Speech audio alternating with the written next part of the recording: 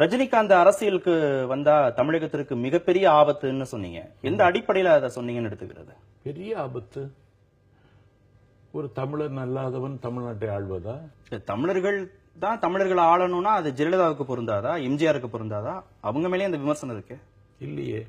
எம்ஜிஆர் மீதும் ஜெயலலிதா மீதும் அந்த விமர்சனம் கிடையவே கிடையாது. திராவிட முன்னேற்ற கழகம் பாமரர்களுடைய ஆதரவை பெறுவதற்கு கர்த்தாவாக இருந்தவர் எம்ஜிஆர்.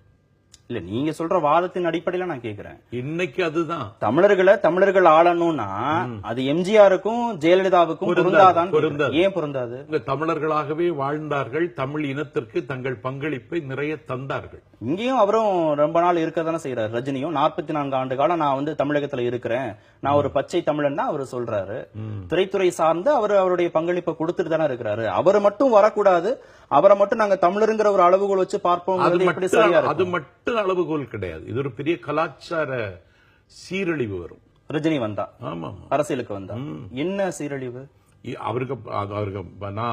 அவருடைய படங்களே கலாச்சார சீரழிவு தான். இன்னும் அது அதிகமாகும். எத்தனையோ தியாகம் செய்த தலைவர்கள் எல்லாம் தமிழ்நாட்டில் சும்மா இருக்காங்க. தியாகம் செய்தவர்கள் தான் அரசியலுக்கு வரணுமா? கண்டிப்பா.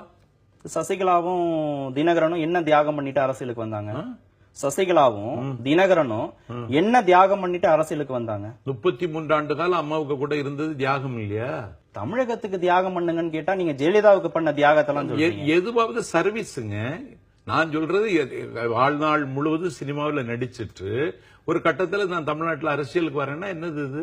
இல்ல சார், நீங்க தான் சொல்றீங்க தியாகம் பண்ற தலைவர்கள்லாம் தமிழகத்துல இருக்காங்க. அப்ப நான் கேக்குறேன், இப்ப சசிகலாவும் தினகரனும் என்ன தியாகம் பண்ணிட்டு அரசியலுக்கு வந்தாங்கன்னு கேக்குறேன்.